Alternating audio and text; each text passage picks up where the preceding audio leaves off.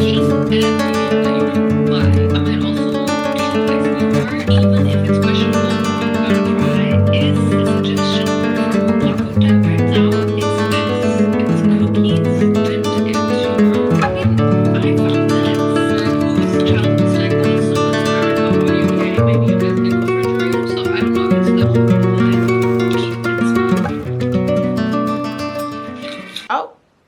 it just started recording. Okay, this feels so weird. Hi. This is my first time filming on my camera, like not my phone camera, my actual camera, in months, because I have been struggling to get a battery, but I finally got one, and yeah, now I can finally film on here, and I'm so excited. Why am I coming in with all of this energy, this high energy? I need to calm down. I know I've been away for a while. I feel like I haven't posted on YouTube in a very long time, or at least I haven't made a YouTube video in months, and that is because I have been going through a couple of changes in my own life, and I just feel like with that happening, school happening, it was just a lot for me to still make time. I feel like this thing is not in focus. Still make time to film a video, edit a video, and upload it. So I kind of just had to get my priorities in check, and unfortunately YouTube was not on the priority list this time. But that is not to say that I've abandoned my channel, even though it low-key feels like that. But I am back. Have a cup of tea. I'm not actually a tea person, but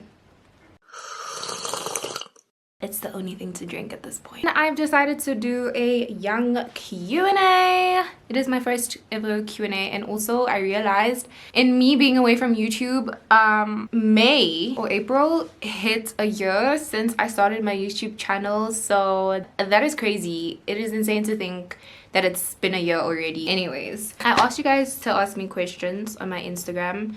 I know that a lot of my followers aren't necessarily on Instagram, but we have a couple of questions, so yeah, get into it.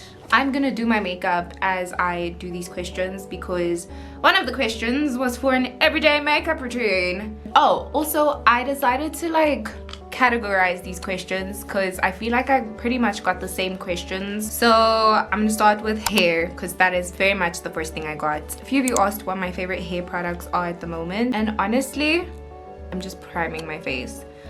I have been loving Contour Curly Hair Cream. Let me actually go and get it because I did my hair yesterday. It is looking a bit frizzy because I didn't leave my hair out to dry and I had to take it out, so it got very frizzy. This is the product that I've been loving so far. My friend actually put me on, and I've been using it ever since. I love it. My hair loves it. It's the Contour Coconut Curling Cream. I use it to moisturize my hair. I use it to style my curls or define my curls sometimes if I'm going for that sort of defined look. So that is what I use. And then I got this a lot, but basically people asked for my hair care routine. And when I first saw this question, I was like, I don't have a hair care routine, but then I realized I actually do. So ever since I cut my hair, I've been doing a pre-shampoo where I use flaxseed as my pre-poo, and then I just keep it in for like a few minutes, like 5 minutes, and then I rinse it off, go in with my shampoo, which I've also had to change out because I used to use, it was a sulfate free, but it also had like other not so good ingredients in it, so I had to switch out my shampoo. And I've been using like a Dark and Lovely. Honestly, you can use any shampoo. And then I go in with a deep conditioner. Make sure to deep condition your hair. That is honestly the key. So I have 2 deep conditioners that I've been implementing. I have my Ultra Cholesterol, which I'll put a picture up there, and then I also have my hair mayonnaise thing. I'll put it up here as well, that I also use as a deep conditioner. So I rotate with those 2, and then I leave that in for as long as I can, and then I do whatever hairstyle that I do. So like I said, I usually use this when I'm styling my hair. I also use a butter because I actually have high porosity hair, which for me was a new thing because I always thought I had low porosity hair, but when I dye my hair actually broke off a lot, and I feel like my hair texture sort of changed. Maybe not my hair texture, but there were definitely things that changed, and that included my hair porosity. Hair products that contains any sort of like butter moisturizer is really good for my hair, so that's what I've been using. So I use this, it's finished now, I need to throw this away, but I've just been using this Nilotica Aloe and Avo moisturizing hair butter. This, I wish I could say, oh my gosh, this product is amazing. It smells good. Is it amazing? It does the job, I guess. I go in, I seal it with amla oil. I used to hate amla oil as a kid because like we had like the OG amla oil, but now I use, give me a second, let me get it for you. I use this amla oil. That's sort of what I use to seal the moisture, and then that's pretty much what I do. And I will just twist it up or braid it and then let it out the next day. I tried making a video on that, it kind of failed, but it's okay, you know, you live and you learn. In terms of like my mini twists, because I've actually only done it twice this year, but I just keep it in for long. With that, I honestly don't do too much. I literally, last time I did them, I sectioned my hair off and then I just started twisting. I completely forgot that I'm supposed to be doing makeup. Next question I got was, how's your hair growth journey been like after your big chop? Honestly, it's been amazing. It's been amazing in the sense of I've really been learning a lot about my hair, things that I didn't know before. For instance, with my hair porosity, like I said, for a long time I thought I had low porosity hair, but turns out I actually have high porosity hair. So yeah, and just learning what my hair likes, what my hair doesn't like, learning to be patient with my hair and just have fun with it. It's definitely better than how I felt about my hair last year, because last year I hated the fact that my hair always felt very dry. It didn't feel good no matter how much I tried. And my camera's gonna die. I'm back. I feel like why is this happening to me? So I had to charge my battery. I just realized I recorded for 10 minutes talking about one thing. Anyways, continuing with the questions. I feel like this threw me off completely. Oh, I'm going in with this like little blush stick. I use it, it's actually a bronzer stick, but I use it as a blush.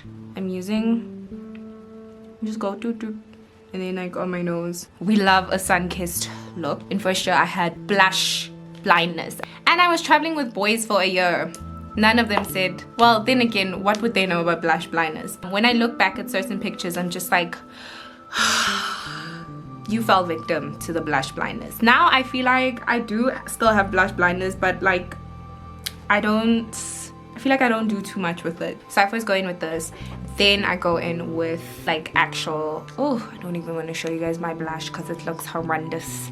I would not be able to tell you where it's from. It's literally my mom's from like years ago, but it still works, so I use it, you know. Someone asked, what is my favorite, or who is my favorite artist at the moment? Oh, that almost went in my eye. At the moment, I feel like I listen to so many artists. This is actually kind of funny. I had to like pull out my phone. Thing is, I can name favorite artists. Okay, if you know me, you know I really love Cleo Soul. I love Georgia Smith. I love SZA. It's definitely up there, top 3 for sure. But if I look at like the music I've been listening to recently, I've been listening to Balloonerism by Mac Miller, the album that he released. And I have been vibing to that album so much. And it's crazy because like I'm not really, I was never really a Mac Miller fan, but someone in my life put me on and I just haven't been able to stop listening to them. But someone once put me on and I just haven't been able to stop. I feel like Mac Miller is just that artist where you listen to his music, like listening to his music feels like you're listening to a friend who's just got this like intellectual mind and like just this like creative perspective on life, and it's just like, damn, I never really thought about life like that, but now that you put it to me like that, this makes more sense, or like I kind of look at things differently. So yeah, I've been really enjoying that. In terms of favorite artists, I can't name one because I have so many. I also really love Orion Sun. So there's a lot. Another one said song covers.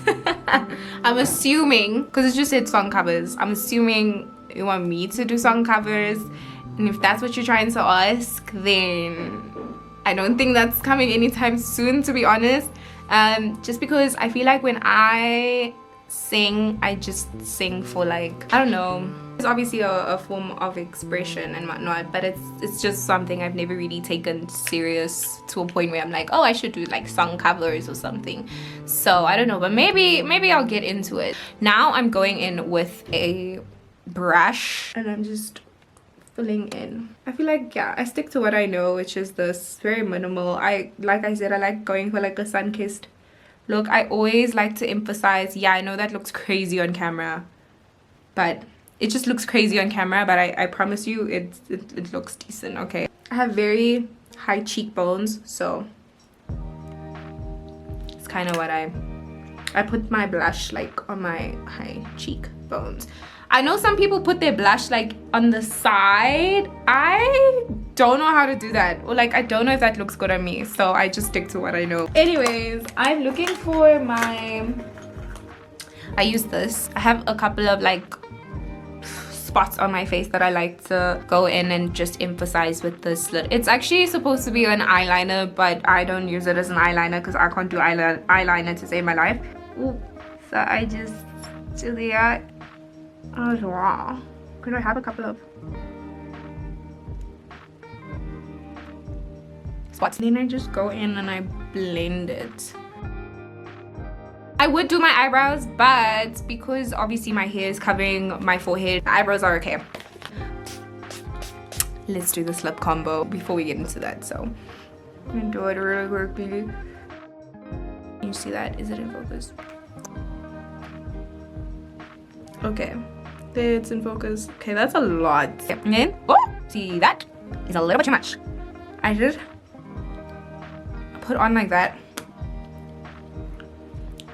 and I do that just to give my bottom lip a nice pigmented color. Even though my upper lip is a lot darker than my lower lip. I used to use this product, but this, no. It's so good, but I'm so sad that I have to stop using it because it actually gives my upper lip a rash, which I don't understand.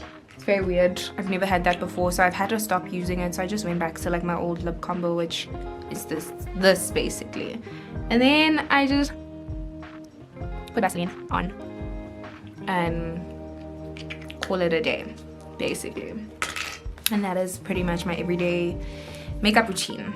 Now into answering the question. First of all, I appreciate the fact that you see me as someone who's very good at regulating my emotions because in reality, I'm not really, okay, let me not discredit myself like that. It's something that I try and get good at. Compared to 2023, 2022, it's very different in the sense of I've learned how to be emotionally more in tune with myself.